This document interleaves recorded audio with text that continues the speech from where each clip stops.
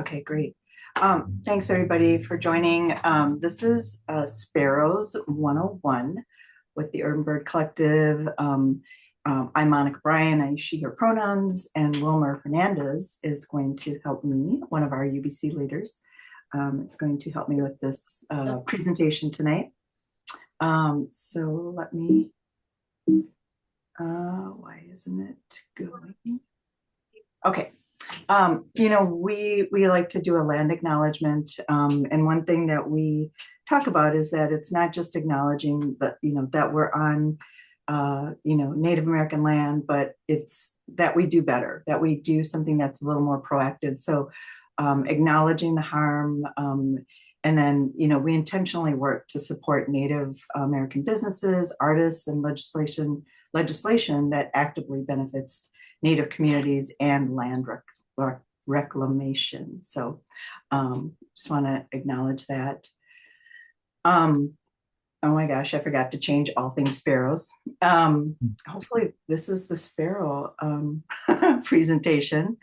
The Urban Bird Collective was started about 8 years ago. I started it really to support the BIPOC and LGBT community, to be more feel more welcomed and included out in nature, but everyone is welcome at the Urban Bird Collective.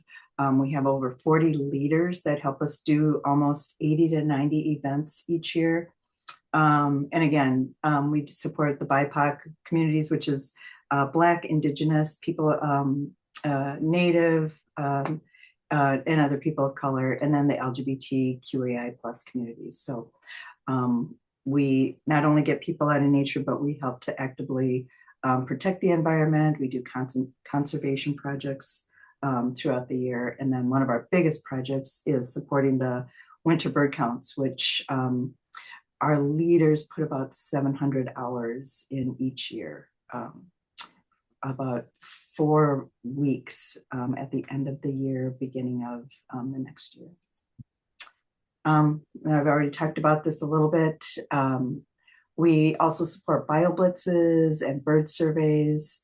And then we are working with some other organizations, the DNR, the Minnesota Wildlife Refuge, to do the chimney swift monitoring project. And we have about 120 volunteers this year. And actually volunteers are all over the state.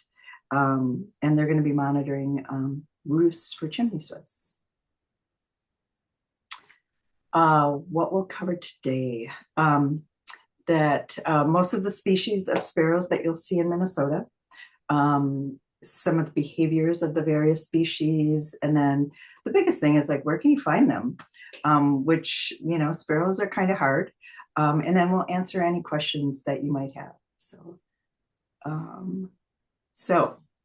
common sparrows. So I'm going to take the common sparrows, and then Wilmer's going to do some of the more rare sparrows, but please feel free to jump in, Wilmer, with any other tidbits that you have. So these are sparrows that you can find in the surrounding suburbs here in the Twin Cities, spring and summer. Of course, the English house sparrow, which is everywhere. But you can see there's the male and then the female. They are invasive to the United States. They came in 1851 to help control caterpillars, but like a lot of things, once you try to control one species, another, it all just goes out of whack. But anyway, they're here. They're not going anywhere. What I always think about when I think of looking at these sparrows, I always think of this one as having a little beard, which you can tell it's the male. And they're the ones that are going to be most prevalent in the winter. They're here all year round, and they're going to be hanging around in big bunches at the feeders in the winter. This is a song sparrow, and they are back. They're already coming back. They're at the various ponds. They're a very common sparrow. One of the things that I appreciate about them is like a lot of species, the song really helps to tell what it is. And so I really appreciate that the song sparrow loves to sing. And then once it does, I'm like, oh, that's a song sparrow. So let me play really quickly a song of the song sparrow.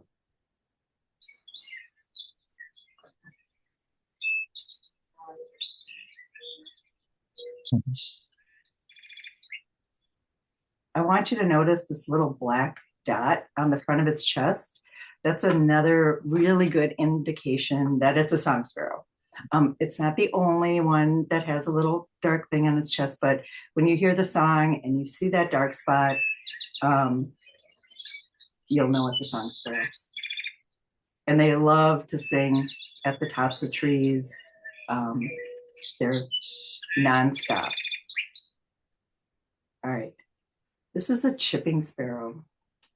Um, this is, there's another sparrow that will be coming at, let me see if it's next. Let's see. Oh, well, I'm going to just stop this. Sorry. Okay. So the chipping sparrow is coming back. It's will be here in the summer, spring and summer. Notice the little red cap and the eye ring, eye line. Right now is the time of year where the chipping sparrow and the American tree sparrow can be mixed up because the American tree sparrow also has a red cap. But the American tree sparrow also has a dark spot on its chest. What I love about the chipping sparrow is its cute little call. It's one of the smallest sparrows. And I think of its call as a tiny little sewing machine. So let me play the call for you.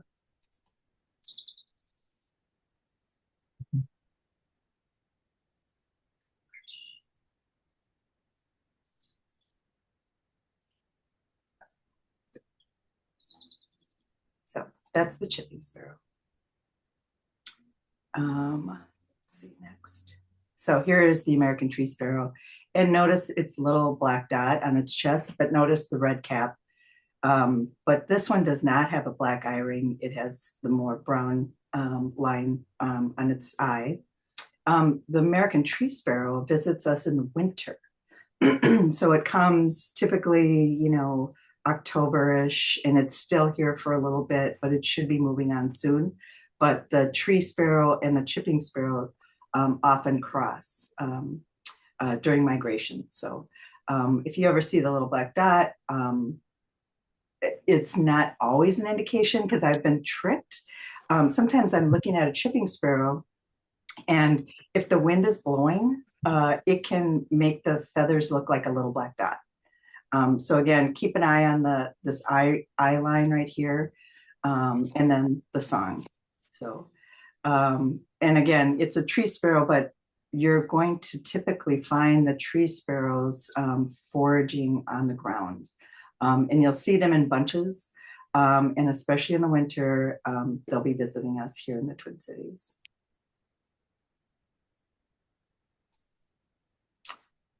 This is a field sparrow, and it's very cute. And what I would say about a lot of the sparrows, and especially the field sparrow, is you're going to hear them before you see them.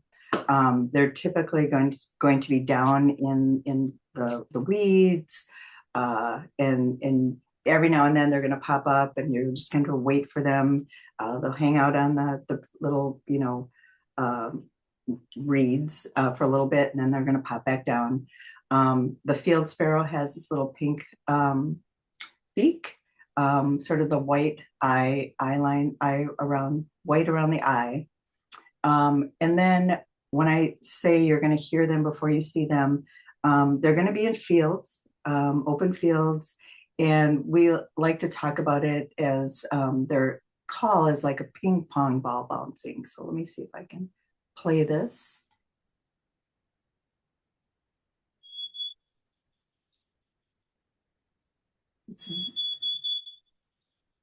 So it's like a little ping pong ball bouncing. Mm-hmm. And again, they're gonna be down hiding, and you'll just like a lot of the sparrows, you're gonna have to be very patient. They'll pop up every now and then, um, and you'll get to see them. So um, again, the grayish face, pink bill, and then the white around the eye. It's a very distinctive uh, piece of this bird. The swamp sparrow. I a lot of times will mix up when I'm just looking at them. I'll mix up a song sparrow and a song sparrow. But then once you really get a good look at it, you'll be able to tell. And then the song will also help. Swamp sparrows, and then look at the where it's hanging out. The swamp sparrow is going to be around water.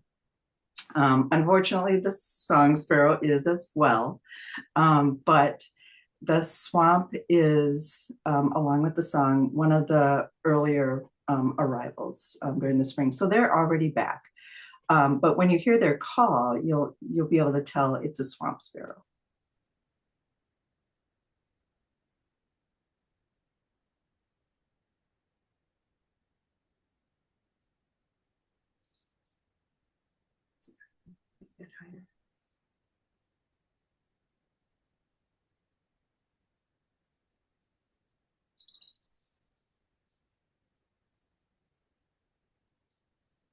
The other thing I really, um, I'll just leave it there. The other thing that I really love now is Merlin for folks who are just getting started.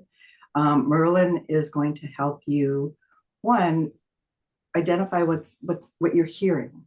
And then once you know, like it's a swamp sparrow, you'll know a little bit more where to look at. The song sparrows are going to be up, they're going to be singing, they're going to be very visible. The swamp sparrows are going to be down, they're going to be hiding. And so using your Merlin to identify what's in the area and then trying to figure out, okay, now where can I look for those particular species? The white-throated sparrow is one of my favorites. It is coming through right now. They're here, and they are seen everywhere and anywhere. They're in your backyard.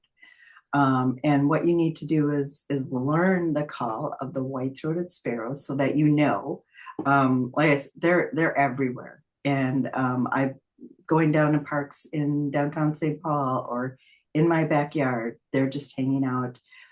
They're one of the more uh, numerous migrants that are coming through. So let me play. And again, the white-throated sparrow, you can tell by the white throat. There's a little yellow on the eye, and these very distinctive um, lines around their head. And let me play.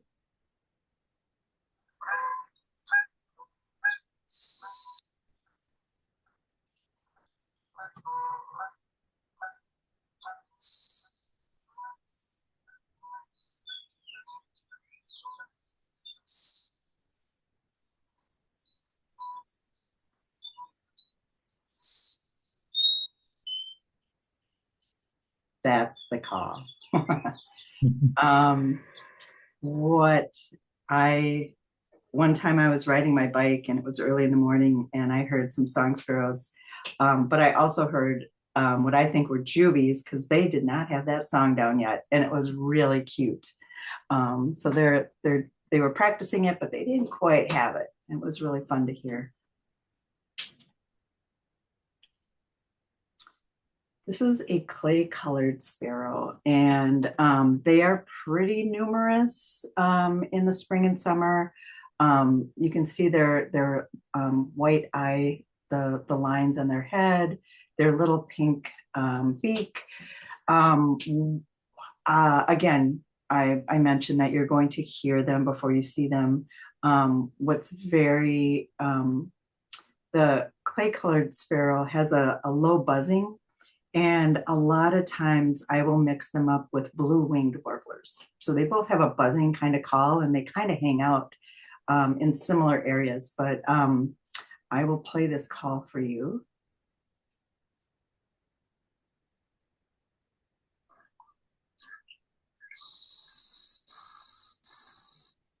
So you hear that bee buzz, buzz. Um, that's the clay colored sparrow. And the blue-winged warbler has a very, not, I shouldn't say very similar, but a buzzing call, and they both hang out in sort of open fields. Um, so when you see one, you might get to find a blue-winged warbler. I can go down to 140th Street Marsh to see these. They are, like I said, they're in lots of different parks, Afton State Park, all over. The Savannah. The Savannah's passing through. One of the things that is the thing that I look for in a Savannah is this yellow on its eye. And they're usually, again, on the ground running. These ones are usually, I can see them in the roads a lot of times when you're traveling, especially in greater Minnesota. They will be hanging out on the roads, open fields. And this eye, yellow on the eye is really the indicator of that's a Savannah sparrow.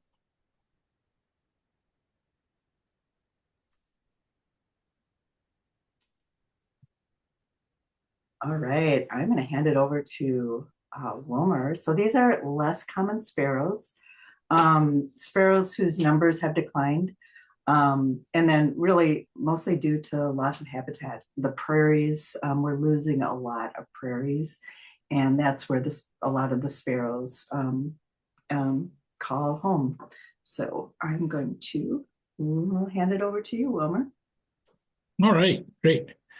All right. So yeah, sparrows. I mean, for me, they're always also a challenging species, right? Because the size is very similar. Sometimes, the tail can give you a little bit of a clue because some of them are longer, have a longer tail. Um, but I think we have about in the state of Minnesota, we have about 23 species of sparrow. You can observe about 23. So, this the Henslow, is one that you have to. I mean, some of the places here in Minnesota where you can see Henslow as very specialized prairies. Different organizations here have done a lot of restoration.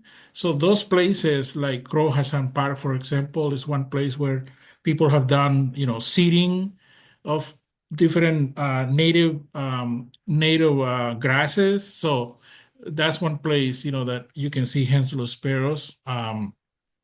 They're also, um, in the like Murphy Hanna, what is it called? Murphy Hanna? Yeah. Hanahan, yep. Yeah, that's another place where we can see Henslow sparrows. And Oh, I do, Bella. yeah, yeah. So Yeah. I think that this is I think one of the challenges to seeing these sparrows is because they're usually, like that picture that you have there is very good illustration because they're always kind of like at that mid range of the of the grass. They don't come very often on top. They always stay there a little bit low. So, but it's a great bird to see. Mhm. Yeah.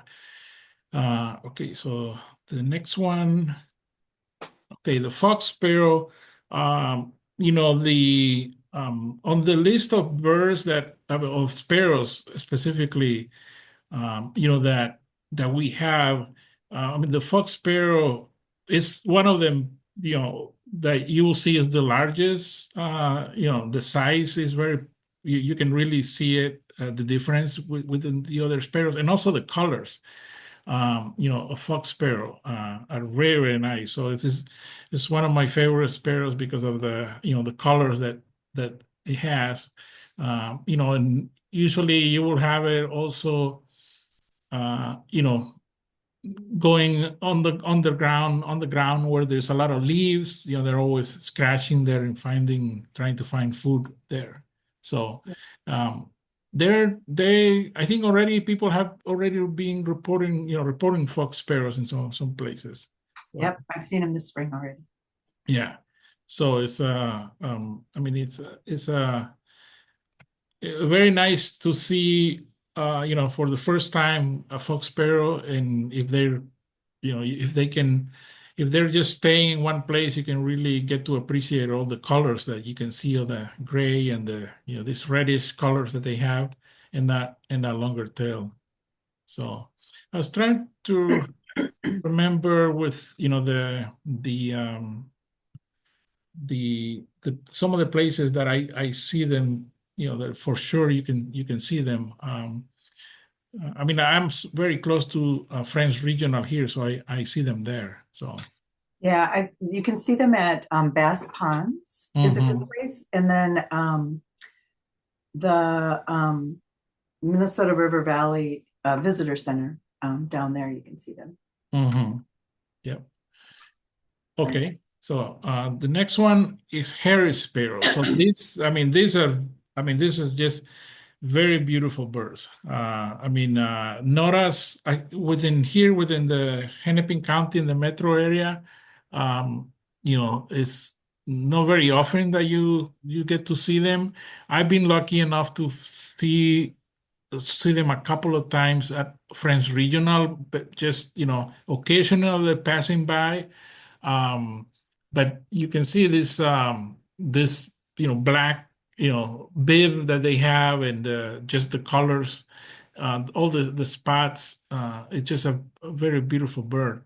I know people have gone in the past all the way to Duluth to see them there. So I think the it is one of the species that is that is declining, and here in the metro area it's you have to I mean, I think you have to be really lucky when you see some of the uh, people reporting them. Just try to stop by those places and go and see them, because they're really really, really very nice birds to see, and they're not, I mean, they're not in the, the numbers are very low, at least here in the metro area. Yeah. So okay, yeah, the white crown sparrows. Some of these, it's just another beautiful bird here.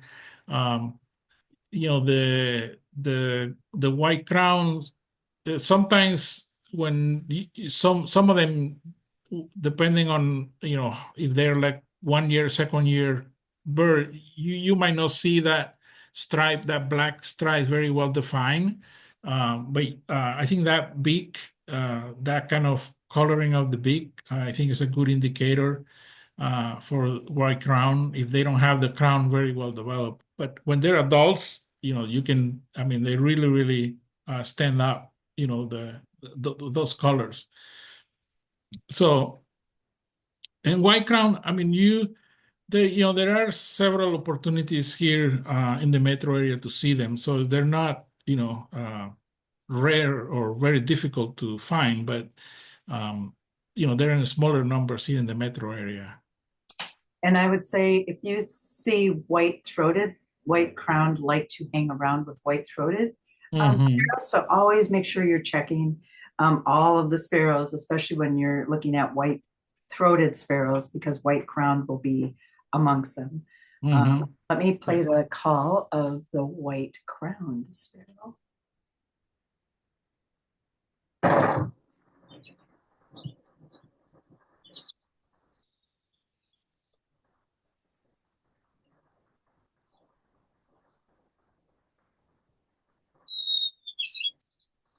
Yeah. So I don't know about you, Wilmer, but when I was trying to, because this is back before we had iPhones, Yeah. before we had, Merlin or iPhones, learning all of these calls was really hard. But now you've got Merlin to help you sort of, learn these calls and help you identify them. So that's really great. Yeah. Yeah, and those are, the white crown, white throater, and the hairy sparrow. They're from the same family, on the group, right? If you look at their scientific name, they'll all start with that. Sonotricia is the first, that genus, the genus of these birds, because they have those stripes, right? r- large bold-faced sparrow. Those are, that from that same family. Yeah. Yeah, Lincoln sparrows. It's another. I mean, this is another species like the sun sparrow, right? That are very, that are very vocal, right? Earlier on the season here, and you'll find them. I mean, the Lincoln sparrows. If there are places where there are song sparrows, it's a good chance that you can, you know, uh, find some of those Lincolns. I mean, they're not as as loud as the song sparrow, and also tends to also stay very close to the ground. Mhm, But you can see, I mean, this picture I think captured very well some of the tones, like the brownish tones next to the, almost closer to, to the throat. And then the grays that it has. I mean, if you see this bird, I mean, you really notice that gray is, on the face, on the side of the face. So. Very, very nice birds to see. And again, Lincolns are also, part of that same family that, where you have the song sparrows and the swamp sparrows. Because they're singing, they're singing a lot. So yeah, large sparrows. I mean, this species is really, I think, you have to, I think, find some specific places to see it. I here, I think, very, s- I haven't seen here lark sparrow in some of the parks that are nearby to me. But it's just a striking sparrow and a little larger. Uh, and like some other species, right, that they tend to build that nest close to the ground. So um, I don't remember. I'm trying to remember the last time I saw lark sparrow last year in the season, but I don't remember where. Park. So I've seen them at Crystal Springs Park, Mm. near Bethel, Minnesota, Hmm. and also at Sherburne National Wildlife Refuge and Frontenac State Park. Yeah, right. I also added another picture just to show this white um, on their tail. Oh yeah, yeah, right. Yeah, if you see that tail, right, when they open that tail and they see all the white, yeah, they're very, very nice. Let Without me any- play the call for you. Yeah,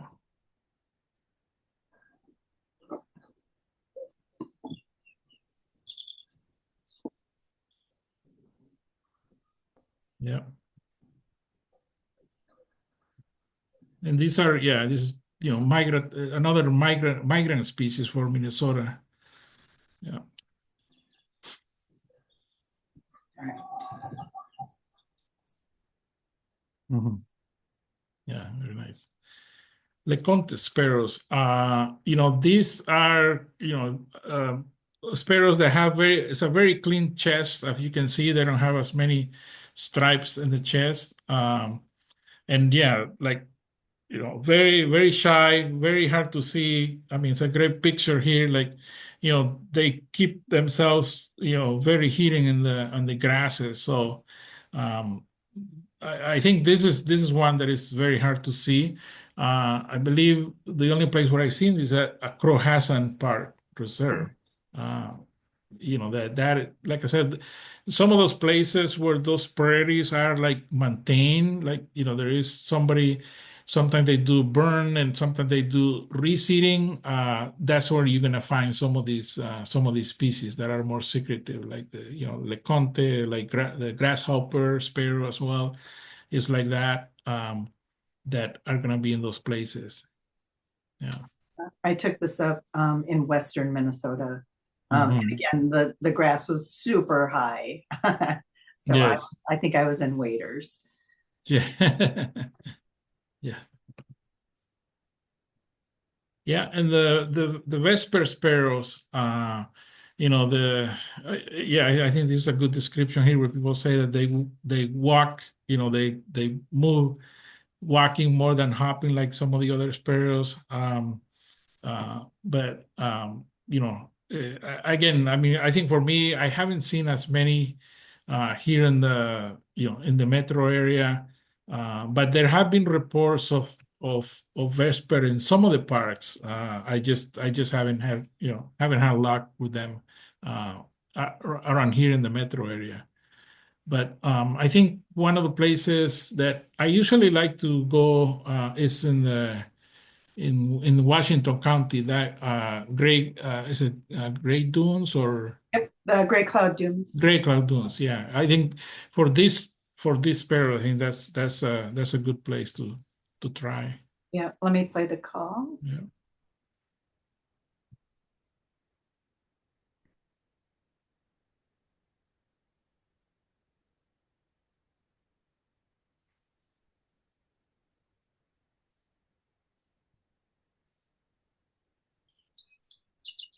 Mhm. Yeah.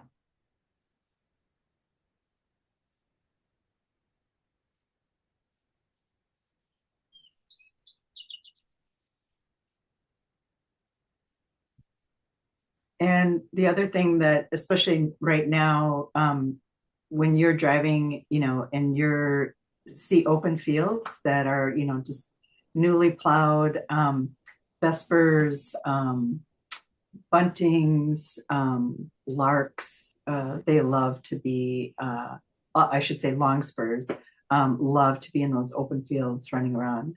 I think my next picture is, yeah, so this is a vesper in one of those fields, and a lot of Yeah. times you have to look really hard in those fields to Yeah. see things moving, because they blend right in. But this is a really good look too, again at the white around its chin. Mhm. Yeah. Yeah, around, I mean, I guess now that we're, getting into April here, I think that's, April, that's May, that's when, they start being more vocal. And so then you can pick them up, like that.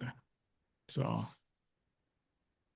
because yeah, it's one of the species that comes and nests here and breeds here. Mhm, mhm. Same like this next one, right? The grasshopper. And I mean, this is just a beautiful bird. I know, when the some of the places, like I said, the places where the prairie has been restored. I mean, those are places where this especially the grasshopper sparrow will be at. And then yeah, very, very shy, and sometimes you only hear that buzzy sound, right? The buzzy sound that they make, and sometimes you might just hear it and they might never come out, and be a little bit in the higher, in the grass. They'll be at the bottom of that field. So, um, but to me, yeah, I mean, Crow Hassan are places where you can see grasshoppers, and then those great dunes in Washington County. I mean, those are the places that I always lucky to get a glance of them. So Yeah, my go-to is Sherburne National Wildlife Refuge, especially along the Prairie Drive, the Wildlife Drive. They're always there. And then Cedar Creek is another place for them. But here, and again, that little that face will yeah, get you. Let me play their call. It's again, a little buzzy sound.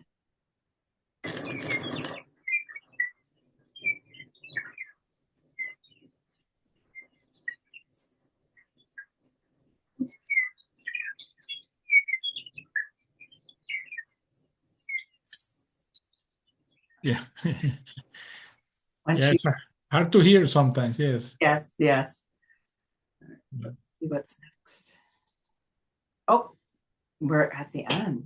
All right. So locations that you can find, especially a lot of the the migrating sparrows. So these are not where they're necessarily going to breed, but they're coming through right now. So this is a great time to get sparrows. In the Twin Cities, Battle Creek is a great place in St. Paul. The Minnesota Valley National Wildlife Center or Wildlife Refuge, their visitor center especially, but Bass Ponds is a great place as well. And then Old Cedar Avenue Bridge. Pig's Eye Regional Park is another great place for migrating sparrows. It's along the river. Roberts Bird Sanctuary. I've found Harris sparrows at Roberts, along with fox sparrows and other migrating sparrows. Mississippi Gateway Regional Park, anything along the river is a great place for migrating, uh, uh, sparrows, ducks, warblers.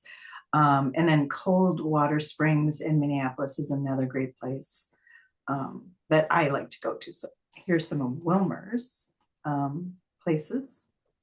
You want to talk about them, Wilmer? Yes. Yeah, so I mean, for me, like I said, Great Cloud Dunes. I mean, that is for sparrows. And I've gone there with, I can't remember if it's the MOU or what organization they have, some walks in that on that Great Cloud Dunes, and it's good. I mean, it's good to go with some of the folks that are familiar with some of the trails because that area is very sensitive to erosion. So, going with guys, they know, where to go but I think for sparrows, that's a good place to go.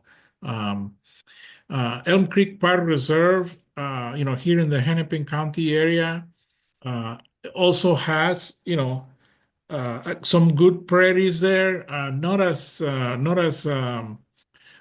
well maintained like Crohasan Park, but it's a good place. In fact, that Elm Creek is one of the places that sometimes you get surprised by, maybe, seeing some of the migratory species, like Harris sparrows. Mhm. But yeah, Crohasan Park Reserve for sure. If you haven't been there, it's a place that I recommend. It doesn't have like a visitor center, it just has like a bathroom, right? And it's very, I mean, that's one thing I like about the place that is, it's not developed or as much. They do have trails for people to bring their horses and ride horses, but they're, very well. They have a very good Signage. signals, or the path where the people go. But that's a very, very nice place to go for sparrows. And then, I mean, here I'm very close to French Regional Park, which, has a big, it has a big building footprint on it, um, because the Three Rivers Park District, they have some of the headquarters there, but they do have some pretty nice areas where at least I've been very lucky in some of the trails to see sparrows on the trail. When they come out, where they're trying to come from the grasses into the field looking for that grit, in the side of the road. I've seen like there I've seen Harry sparrows in that place, which is pretty amazing, because maybe they're here maybe like 1 week or a couple of days and then they're gone. And then this Minnesota Valley, Louisville Swamp. I mean, this again is a place that is not well developed, right? I mean, you don't have like a big visitor center or anything like that, but it's really, really nice place, to go and look for sparrows because again, that combination of that swampy area with some of the open spaces and prairie that is there, it's very good. I really enjoy that place. So. Yeah, Afton State Park, and I call it 50th, the Afton off of 50th. It's not the main state park area. They have Henslows. They've had Henslows in the past, but they have clay colored field, um, lots of great warblers. It's a great place that is a lot of open prairie. And then Bellwyn in Stillwater also has Henslows. And again, I've seen clay and field and song. um, and other sparrows and meadowlarks. You're always going to see wherever you see some of the sparrows, you're going to see some meadowlarks as well. So that's always a bonus. So those are some great locations during migration. And then in greater Minnesota, like I said, is Sherburne National Wildlife Refuge. Amazing birding there. But I always go there to see my grasshopper sparrows and lark sparrows. So I'm fortunate to find both each year. Lake Maria or Lake Maria, some people like to call it State Park, going towards St. Cloud is a great place. Great River Bluffs State Park is another location. And then Big Stone in Lackawanna County is an amazing migration place. So for sparrows and shorebirds and ducks, just any number of things that are migrating through Big Stone. The auto tour trail is a great place for sparrows. So now questions for Wilmer or myself. And thank you. I'm going to stop sharing. Monica and Wilmer, there's a question in the chat. What are some good ways to distinguish sparrows from other songbird families?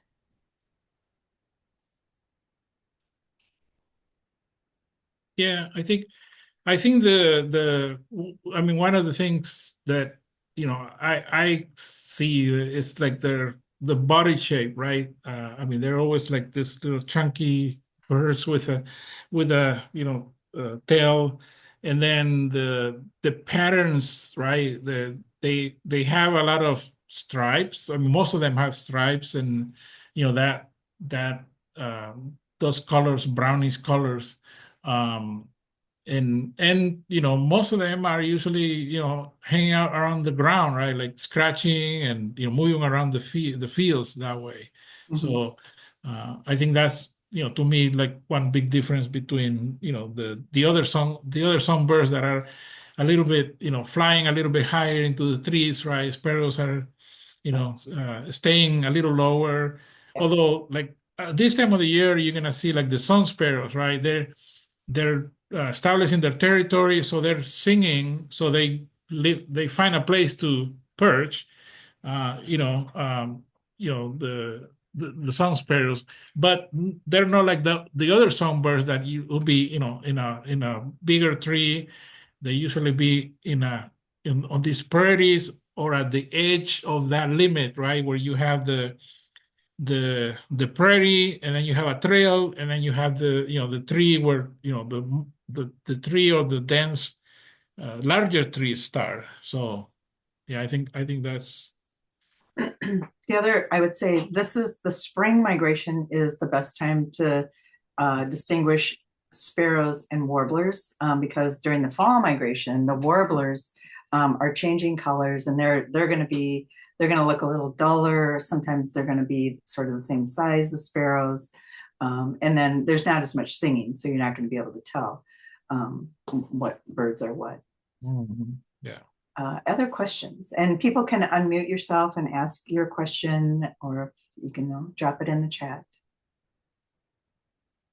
Sorry if you shared this and I missed it. Did you say how many of the birds that you talked about are here year round? Boy, only so you can help me, Wilmer. The house sparrow is Yep. about it that is here year round. Oh, year round, like including Yeah, the winter. winter. Yeah. Yeah. I think yeah, the year round sparrows only, the house sparrow will be here, right? It's well adapted to all the conditions. But then the other ones, the rest of them, I think about the 23 species of sparrows, about I would say about 16 of those species actually, I mean, they're migratory, right? Some of them are, short migratory, long, mid to long range migratory, and about 16 of them actually breed here in Minnesota. like they come in nests, right? And then the other ones like the American tree sparrow, the white crown, the Harris, the lark. Well, I mean, we don't talk about the like the spotted towhee, but those are only migrants, right? Like the American tree sparrow doesn't nest here in Minnesota, or the white crown sparrow. But the other 16 species, yeah, they stay here from starting now April through October, that kind of timeline. Yeah, they breed their breed here in Minnesota. Yeah, And then most, the, most of them. Yeah, no, yeah, and then the only one that comes and visits us in the winter is the American tree sparrow. right. Yeah, So yeah. so other questions? Question in the chat asking if most of the pictures that were on the slides are of male sparrow species. Yes. Yeah, and with sparrows, I mean, yeah, the I'm trying to remember, the uh, Which ones have how different? how easy it is to distinguish in some of them. It's Yeah. very yeah, it's very hard to distinguish in some of them. Yes. Mhm. Yeah, and especially sometimes the females can look like the juvies. Right. Mm-hmm. That's right. Other questions? Good question. Yeah.